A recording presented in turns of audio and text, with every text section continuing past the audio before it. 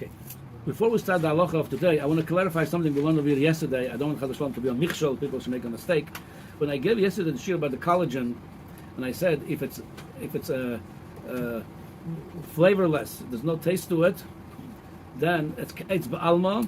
Memela, you could take it with water, because the minute they have over there powders with flavors, that's again, I didn't give any heter, because you're coming to a lot of other halakhic problems. If it's called like you're reviving it by the flavor. Same thing if you take flavorless collagen and then put it in orange juice or milk or any other food.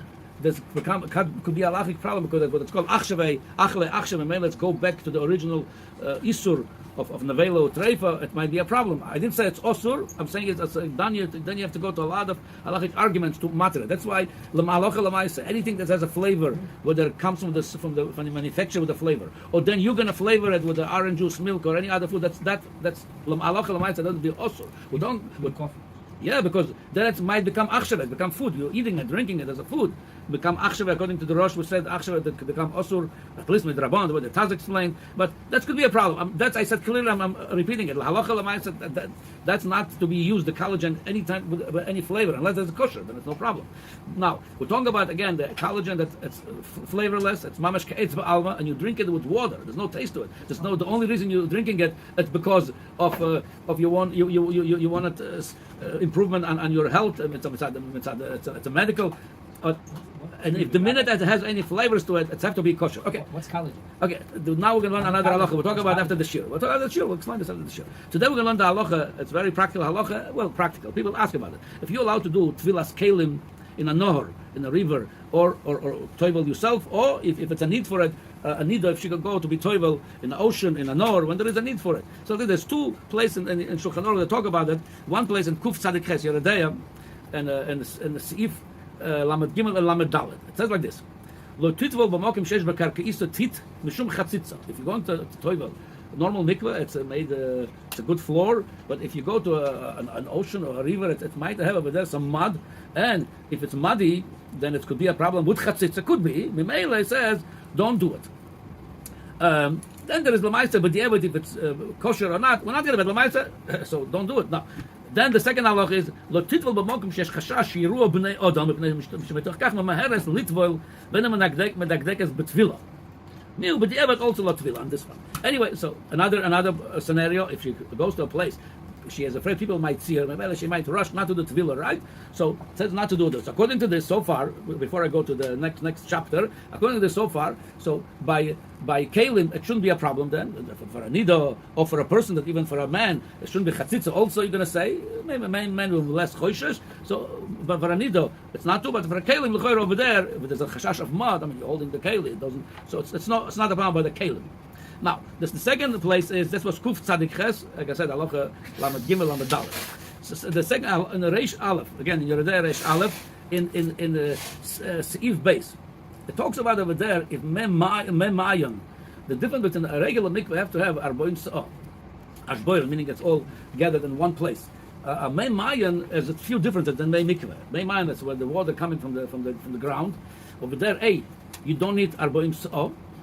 If you could able to put your goof, the whole body, into that water, even a little bit less, you could do it. Or if you have kalim, you want to toivel in less than the arboim so, it's also good, because memayan, they don't need arboim so. That's one nafkamin. The second nafkamin is zoichelin. If the water running away by mikveh, it passes the mikveh. By mayan, zoichelin is not passing the mikveh. Now, theoretically, somebody could go to a nor when there's no problem. Let's say it's not muddy or whatever, or that there is a way. Let's say they put something, some wood, and they step on the wood or whatever. If there's no problem with the previous halacha we learned, if there's no problem with chatzitza over there, theoretically you can go to be toivel memayan, neither a man, a kalim, lechoyer. However, this is not so poshut. So because if there is a lot of raining, it's a season of rain, or a lot of the snow was a snow, let's say, that's melting.